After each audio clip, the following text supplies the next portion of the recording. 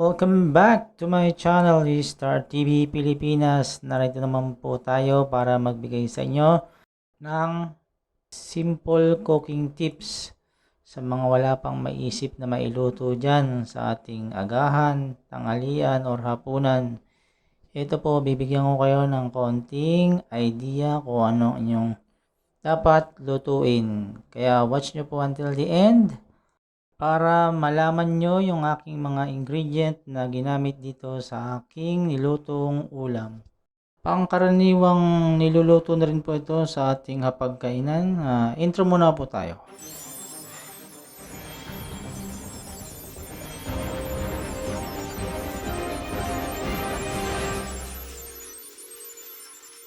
Simulan na po natin. Bali, nagpakulo tayo ng baboy o pork kasi matagal siyang lumambot. Tapos nilipat ko sa kaserola kasi medyo maliit po yung ating lalagyan. Tapos naglagay na tayo ng sibuyas at kamatis. Tapos ito naman po yung ating mga ingredient na ating isasahog dun sa ating baboy. Yan po yung ating talong, kangkong, patatas, at ang okra. Yan lang pong apat na gulay ang ating isasahog. Marami po pa ditong gustong isahog pero mapapamahal na po tayo kaya konti na lang po yung ating nilagay na gulay. Depende po sa inyo kung malaki po inyong budget. Pwede kayong magdagdag ng inyong gulay. Dahil kulang sa budget, ganito lang po tayo. Ilagay na natin ang patatas at lagay na tayo ng sinigang sa sampalok na may gabi. Kasi pampa-creamy po ng sabaw yung may gabi. Hindi po yung regular na sampalok mix. Tapos naglagay po tayo ng seasoning, ang Magic Sarap. Yan po yung aking pinaka-betchin, yung Magic Sarap. Tapos intayin po natin kumulo po yung ating niluluto para lumambot na po yung patatas kasi medyo matagal maluto ang patatas. Tapos lagay na po natin yung ating talong kasi kumulo na po yung ating naunang nilagay na gulay, ang patatas.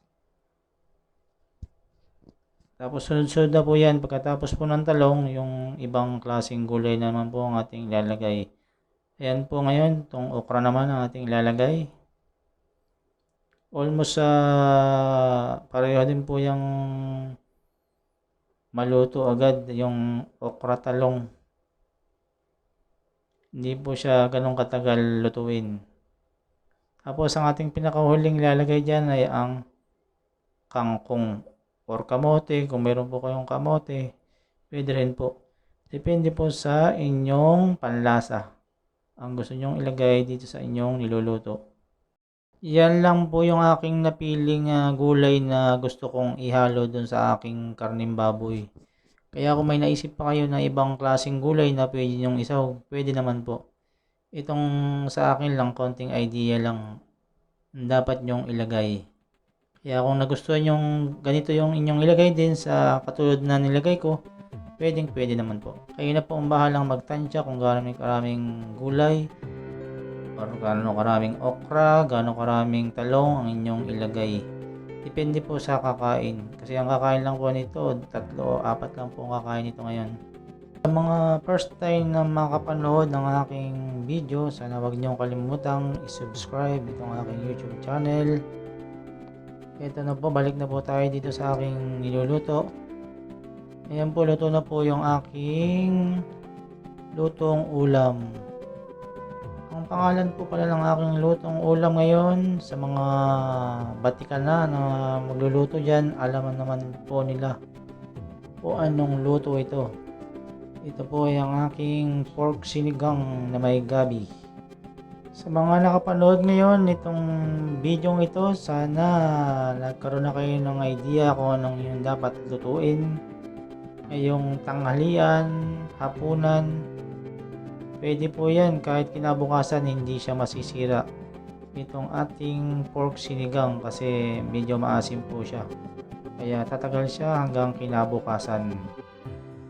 Dahil pandemic pa ngayon, dapat po tayong kumain ng mga masustansyang pagkain, mga gulay, at hindi mga junk food or mga processed food.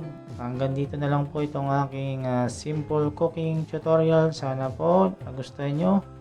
Hanggang sa muli nating pag-cooking, ang inyong Star TV Pilipinas signing off.